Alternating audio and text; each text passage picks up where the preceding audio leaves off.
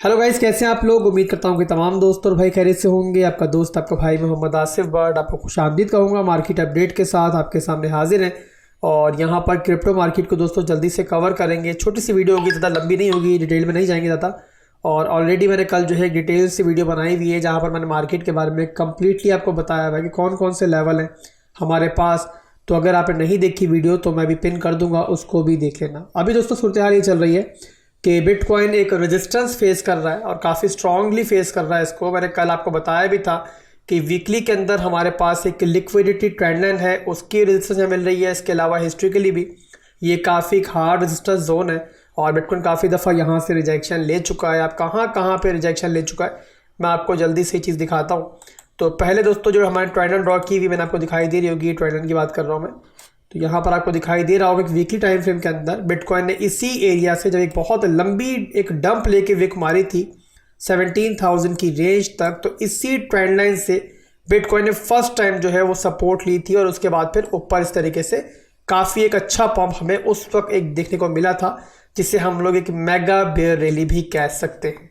और फिर दोस्तों दोबारा जब बिटकॉइन इस ट्रेंड लाइन की तरफ आया था, छोटी सी सपोर्ट दोबारा मिली थी, एक छोटी सी रैली और देखी थी हमने। ये बता दूं दोबारा से कि वीकली कैंडल है, एक कैंडल के अंदर 7 दिन होते हैं, तो ये बात आप लोगों ने याद रखनी है। बहरहाल यहाँ पर हमें बाउंस बैक मिला था, बट अनफॉर्चुनेटली जिस रेंज से बिटकॉइन अभी रेजिस्टेंस फेस कर रहा है उसी रेंज में दोस्तों यहाँ पर रिजेक्ट हुआ था और फिर रिजेक्ट होकर ये ट्रेंड लाइन भी यहाँ पर ब्रेक हो गई थी। उसके बाद बिटकॉइन ने काफ़ी दफ़ा ट्राई की है इस ट्रेंड लाइन को रिटेस्ट करने की, आपके सामने दिखाई दे रहा होगा, बट यहाँ पर इसे ब्रेक नहीं कर पाया था। उसके बाद दोस्तों इसी ट्रेंड लाइन से रेजिस्टेंस लेने के बाद एक और बड़ा डंप आया देखने को मिला हमें और उसके बाद फिर थोड़ी बहुत कंसोलिडेशन हुई है और अब फाइनली एक दफ़ा फिर से बिटकॉइन उसी ट्रेंड लाइन को जाके रिटेस्ट कर रहा है। तो ये दोस्तों एक लिक्विडिटी ट्रेंड लाइन है जो कि जाहिर सी बात है आहिस्ता आहिस्ता ऊपर की तरफ जा रही है और हर बार अभी तक बिटकॉइन ने यहाँ से रिजेक्शन ली है। अब यहाँ पर दोस्तों एक और चीज़ तो ये कंफर्म हो गई कि हमें यहाँ पर हमारे पास एक लिक्विडिटी रेजिस्टेंस मौजूद है, बहुत लंबे पीरियड से मौजूद है। और इसके अलावा यहाँ पर आप ये भी देख लो कि ये जो एरिया बिटकॉइन रिटेस्ट कर रहा है इस टाइम, ये ऑलरेडी एक हिस्ट्रिकली भी अगर हम इस लिक्विडिटी ट्रेंड को हटा दें तब भी ये एरिया जो है बिटकॉइन के लिए हमेशा काफ़ी ज़्यादा जो है वो एक मुश्किल का बाइस रहा है। यहाँ पर देख लें आप लोग इस ट्रेंड को हटाने के अलावा भी कि इसी एरिया से हमें रिजेक्शन मिली है। पहले मैंने आपको बताया, दोबारा बता दिया मैंने आपको, और अब दोबारा से बिटकॉइन उसी एरिया को इस टाइम रिटेस्ट कर रहा है। तो यहाँ पर अगर इसे फौरी तौर पर नहीं ब्रेक कर पा रहा तो इसमें कोई हैरत की बात नहीं है। और हालांकि बहुत काफ़ी अच्छा पंप बिटकॉइन ने लिया इन दिनों। और उसके बाद अगर मैं आपको डेली टाइम फ्रेम पे लेके जाऊँ तो जो हमारे पास एक मोस्ट इंपॉर्टेंट एक रेजिस्टेंस एरिया था वीकली टाइम फ्रेम के अंदर, जो कि था हमारे पास 21,300 का एरिया, बिटकॉइन ने उसको भी काफ़ी आसानी के साथ तोड़ा है। हालांकि काफ़ी लोग वहाँ पर ये समझ रहे थे, मैं खुद समझ रहा था कि शायद इतनी आसानी से ना टूटे और उससे पहले हम थोड़ा सा नीचे का राउंड लगा लें, बट वहाँ पर बिटकॉइन की जो ये रैली चल रही है दोस्तों, और मैं पहले आपको बता चुका हूँ कि एक नॉन ऑर्गेनिक रैली है, यानी कि ये प्रॉपर एक प्राइस एक्शन जैसे हमारा बनता है ना, प्रॉपर एक बुलिश एक स्ट्रॉन्ग प्राइस एक्शन जो कहलाता है अप ट्रेंड का, कि मार्केट जाती है ऊपर थोड़ा बहुत फिर नीचे आती है इस तरीके से, फिर ऊपर जाती है फिर नीचे आती है, इस तरीके से कंसोलिडेट करती हुई एक अप ट्रेंड जो है हमारा हायर हाई हायर लो बनाता हुआ हमारा प्राइस एक्शन बनता है। तो वो ये नहीं चल रहा है। तो जो दोस्तों ये नॉन ऑर्गेनिक जो एक पंप चल रहा है वो फिलहाल के लिए यहाँ पर इतना मजबूत था कि उसने जो हमारा ये 21,300 का एरिया है उसे काफ़ी आसानी के साथ तोड़ा है। बट यहाँ पर कह सकते हैं कि फिलहाल इस एरिया से इसे काफ़ी हार्ड रिजेक्शन देखने को मिल रही है। अब यहाँ पर दोस्तों मैंने कल की वीडियो में भी आपको बताया था कि यहाँ पर इस टाइम क्रिप्टो मार्केट के अंदर बहुत फोमो आ चुका हुआ है और जो शॉर्टर्स हैं उनको मार्केट ने उड़ा के रखा हुआ है। बट फिलहाल भी दोस्तों मैं समझता हूँ कि जो इस टाइम जो हमारे एक्सचेंजेस होती हैं और जो मार्केट मेकर्स होते हैं ना, जो उनका एक प्लान होता है कि जब इतनी मार्केट में आप मायूसी कायम कर दो, इतनी मायूसी कायम कर दो कि हर कोई ये समझ रहा हो कि यार नहीं अब यहाँ से मार्केट तो ऊपर जा ही नहीं सकती, तब भी वो मार्केट को उल्टा घुमाते हैं और वहीं से उनका सबसे ज़्यादा पैसा बनता है। वैसे ही दोस्तों जब ये मार्केट को उस मुकाम पर पहुंचा देंगे ना कि जहां पर हर कोई ये सोच रहा होगा कि नहीं यार अब तो मार्केट यहां से नीचे जा ही नहीं सकती, बिटकॉइन ने ये लेवल भी देखो तोड़ दिया है, ये लेवल तोड़ के बिटकॉइन ये लेवल भी तोड़ चुका है। इसके बाद बिटकॉइन जब यहां पहुंचा हुआ होगा और यहां से भी आहिस्ता आहिस्ता कैंडल ऊपर जा रही होगी और वो मौका होगा दोस्तों जहां पर मार्केट में आएगा एक्चुअल फोमो, वैसा ही फोमो जिस तरीके से दोस्तों पहले पैनिक फैला हुआ था 15,000 की रेंज में, वैसा ही फोमो आएगा उस रेंज में कि जहां पर हर कोई ये सोचेगा कि अब तो मार्केट यहां से नीचे जा ही नहीं सकती। हर कोई रो रहा होगा किसी ना किसी हद तक, क्योंकि लालच तो इंसान का कभी कम नहीं होता। वो लोग भी रो रहे होंगे कि जिन्होंने 70% बाइंग की हुई थी 15,000 की रेंज में, और वो सोच रहे होंगे काश यार हमने पूरी 100% की बाइंग कर ली होती। ज़ाहिर इंसान का पेट तो बढ़ता नहीं है ना, भरता नहीं है। तो और वो लोग भी रो रहे होंगे कि जिन्होंने वहाँ पे कुछ नहीं खरीदा होगा। तो वो मौका होगा दोस्तों जब वहाँ पर मार्केट में अंधाधुंध कूदेंगे लोग, और जो फोमो जो इफोरिया मार्केट में पैदा हो जाएगा ना, वहाँ फिर पैसा बनेगा इन एक्सचेंजेस का।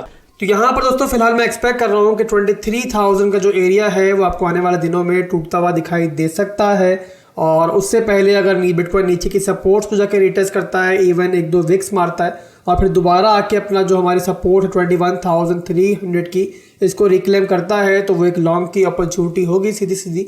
और उसके बाद फिर हम टारगेट कर सकते हैं अपने इस एरिया को, अपने लिक्विडिटी रेजिस्टेंस एरिया को, और उसके बाद 24,700 का एरिया भी आने वाले दिनों में हमें दिखाई दे सकता है। अब जाहिर सी बात दोस्तों, फाइनेंशियल मार्केट हमसे बहुत बड़ी है, हम इसे कंट्रोल तो नहीं कर सकते। 1000% तो यहाँ पे कोई नहीं बता सकता कि एक्चुअल में क्या होगा, कौन सी रेंज से ही जाके मार्केट रिजेक्ट होगी या किस रेंज तक ही पंप होगी, ऊपर नीचे कहानी हो सकती है।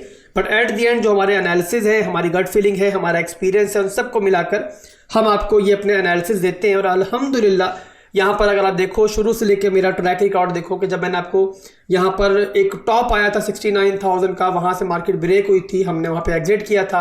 उसके बाद 50,000 का जब एरिया ब्रेक हुआ तो मैंने आपको बता दिया था कि बेयर मार्केट ट्रिगर हो चुकी है। तब भी भाइयों मुझे जाहिर सी बात है कोई जादू टोना मेरे पास नहीं था, मुझे 1000% वहाँ पर कोई मैंने कन्फर्मेशन नहीं दे दी थी कि वाकई में आपको मार्केट जो है 10,000 से लेकर 16,000 की रेंज में ही दिखाई देगी इस बेयर मार्केट के अंदर। बट वो वक्त भी आया दोस्तों कि जहाँ पर हमारी वो प्रेडिक्शन कि मार्केट 10,000 से लेकर 16,000 के दरमियान जाएगी, गई।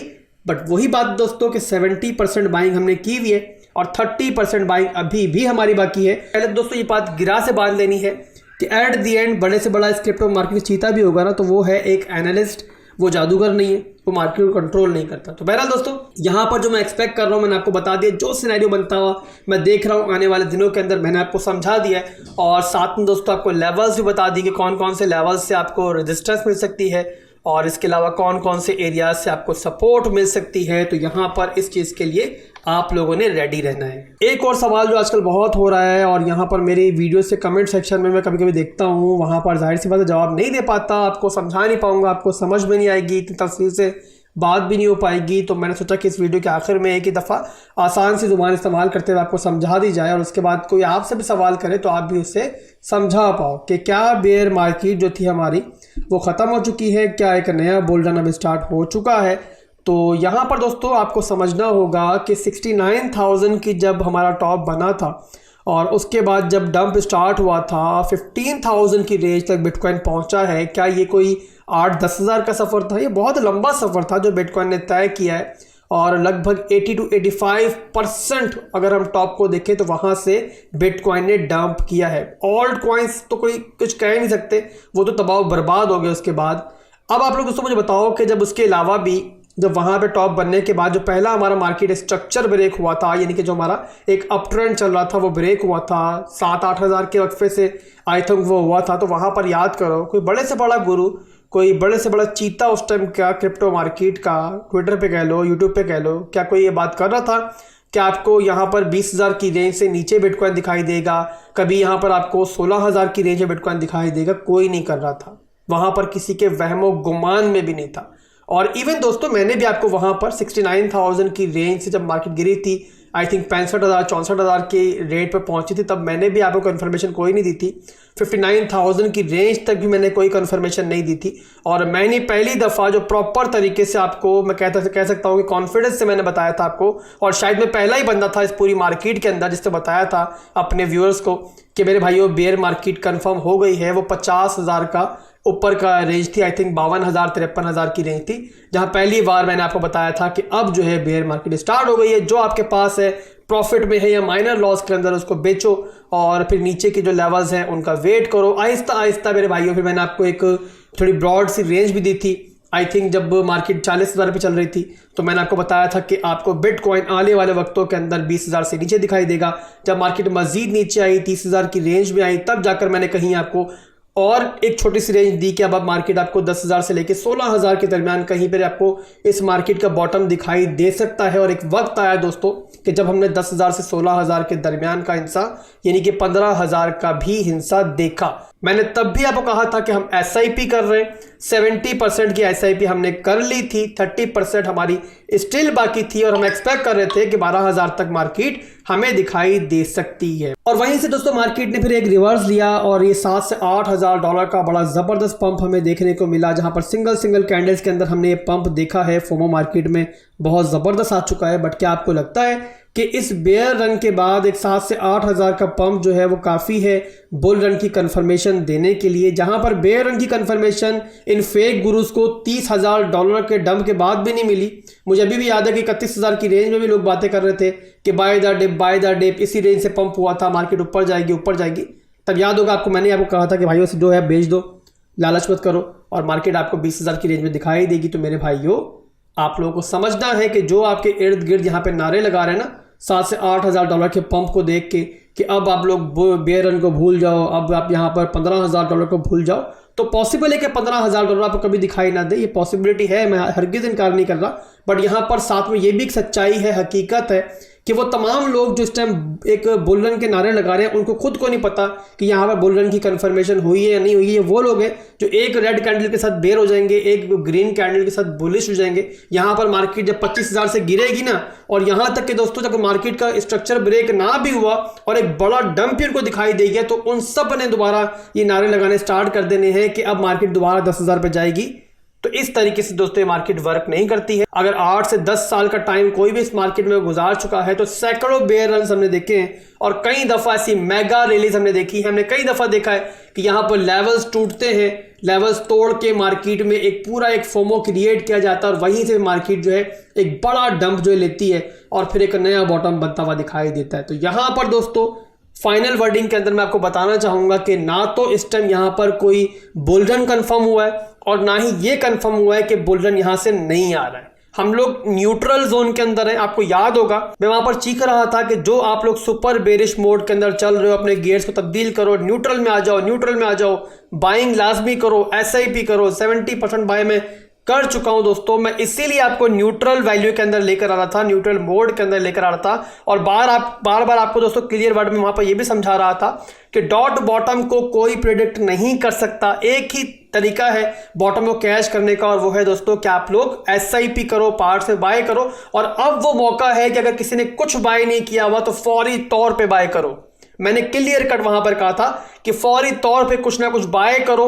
69,000 पे लोग बाय करते हुए नहीं डर रहे थे, 15,000 की रेंज में, 16,000 की रेंज में डर रहे थे, तो वो बेवकूफ़ी थी। और साथ में ये भी बेवकूफ़ी है कि अब जब मार्केट इतनी पंप हो चुकी है तो यहाँ पर लोग अपने सारे घर बार बेच के यहाँ मार्केट में लगाना स्टार्ट कर दे कि मार्केट यहाँ से वापसी ले ही नहीं सकती। मेरे भाइयों, तो थोड़ा सा सावधान रहो, थोड़ा सा संभल के चलो, मार्केट को मार्केट की तरह डील करो, एक प्लान बनाओ जैसे हमने बनाया था। अल्हम्दुलिल्लाह कामयाबी के साथ उसको अमल पजीर भी किया है। और अब दोस्तों हम क्या कर रहे हैं, सिर्फ लेवल टू लेवल ट्रेडिंग कर रहे हैं। अगर मैं यहाँ पर 25,000 को टारगेट कर रहा हूं तो इसका हरगिज ये मतलब नहीं कि मैं बुलिश हो चुका हूं मार्केट के अंदर एक्स्ट्रा ऑर्डनरी। इसका मतलब ये है कि मैं न्यूट्रल चल रहा हूं, मैं लेवल टू लेवल ट्रेडिंग कर रहा हूं। मेरा बड़ा प्लान, मेरी बड़ी स्ट्रेटजी वो अभी तक इंटैक्ट है। 70% मेरी बाइंग ऑलरेडी हो चुकी है लॉन्ग टर्म मिड टर्म के लिए। 30% जो मेरा इस टाइम स्टेबल कॉइन्स के अंदर पड़ा हुआ है मेरी इन्वेस्टमेंट, वो वहीं पड़ी रहेगी।